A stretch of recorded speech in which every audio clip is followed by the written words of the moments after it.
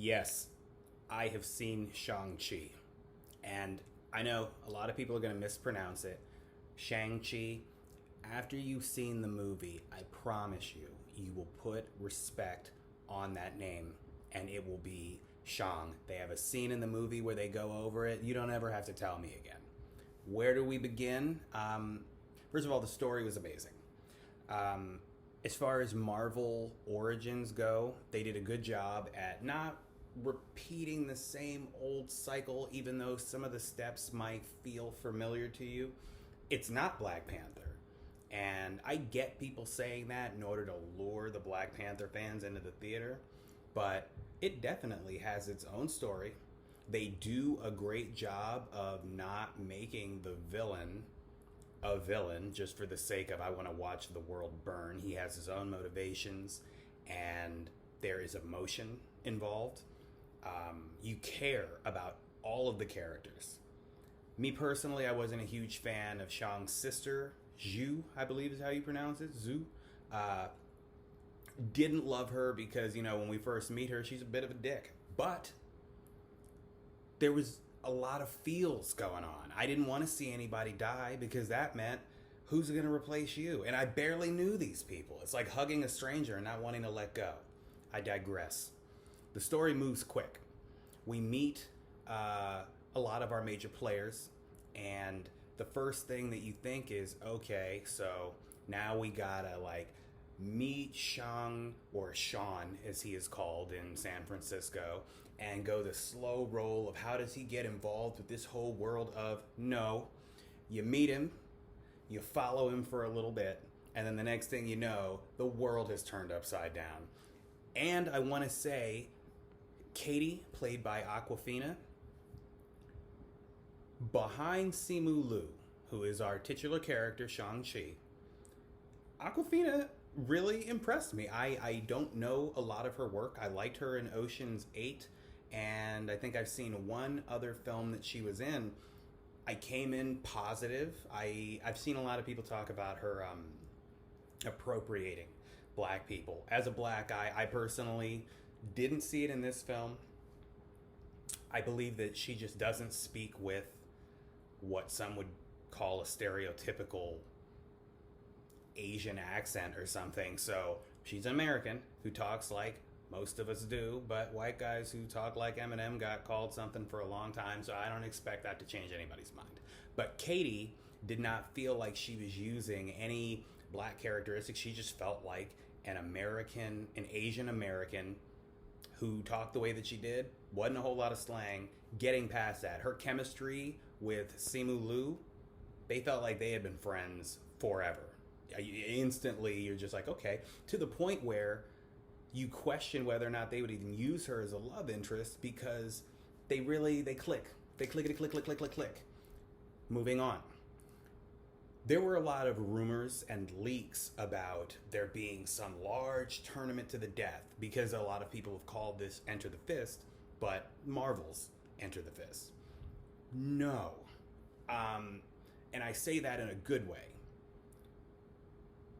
What you are shown in trailers, yes, it's not even a tournament. There is a cage fight and a place where that happens. This is not the crux of the movie. I just want to get you to clear your expectations. Because me personally, I really wanted to see some Mortal Kombat stuff with people in the stands cheering, finish him! Not the case, but it was great. And I will say, I'm pretty sure I saw a mutant around the time of the cage fight. Just keep your eyes open for that and let me know in the comments if you think you saw the same thing. There were some nice little appearances by familiar faces. I won't get too far into that other than to say, because in my showing, there were still people leaving before the post-credit scene. And after the first post-credit scene, like 40% of the movie theater left. The children behind me who still suck their thumb were like, don't they know? Can't they read? All of them have like two, and I wanted to turn around and be like, well, Avengers Endgame didn't have one, but I hate talking to strangers. I think that if you just go into this looking for a self-contained story with brand new characters, you might just have your mind blown. Now, I said that to say, yes, there is definitely some stuff to talk about, but I'm keeping this very spoiler free. Maybe we'll loop back around to it. Um, Action. It's an action movie. It definitely set a standard for, what are we going to call this? The 20s. It sets a standard for an action film, a martial arts action film in this new decade. I don't know if I want to praise the director or the stunt choreographer more. They both deserve high praise. But those fights, I had heard, yeah, this is going to look different than any kind of fight scenes that you've seen in the Marvel Universe. I blew that off. I thought that they were just trying to, gas me up a little bit, and I was like, slow down. Let me just come to it and, decide for myself. By the 20-minute mark, I had definitely jumped on board. I was like, yeah, this looks unlike anything that we're accustomed to seeing. And unlike any other martial arts film, like I imagine that's how people felt when Rumble in the Bronx came out and Jackie Chan totally changed everybody's mind about what martial arts action looked like. It didn't have to look like Bruce Lee. It could have some humor involved, and I can't say enough about the action. I do question, when will we get to see him on a team? And I'm going to keep away from spoilers, but he lives in San Francisco. So if he was going to be on a team, I feel like Avengers West Coast makes sense. And we never really dove into the West Coast, people. Not before. But now we've got a Scarlet Witch. And we've got Shang-Chi. Ant-Man lives out there. I don't know. Maybe. I wanted to mention the final scene. I think, with the exception of Endgame and Infinity War, because those were both all-out wars, I think that Shang-Chi's final sequence, I'm going to call it, it's complicated, might be the best that a Marvel film has ended. It has a little something for everybody. There was humor, there was pain, there were moments of redemption. There's just so much. And this is me saying nothing and just filling a sentence with words because I could, but it would be so wrong to rob you of that moment. When you get there, go to the comments. Let's not spoil it for everybody. Give them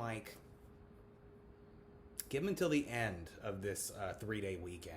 And then if you didn't see it, don't read these kinds of comments and videos where we're discussing the movie. Post-credit scene. The first one, I laughed very hard. And I know you're going to think, like, why? As it begins, because you're going to be like, there's nothing funny about this. And then the second one, a little glimpse of the future. And it was an interesting glimpse, because honestly, I felt a little underwhelmed. I almost wish that they had switched the order of them, but they know better than I do what they have in store for what they showed us. There's a cute little creature in this movie. I do not remember his name, but you will know because he doesn't have a face. And I think that he's going to be on t-shirts like I love you 3000, I heart you 3000, I love you 3000. Shame on me. I'm very excited. As far as I'm concerned, Shang-Chi is my number 2.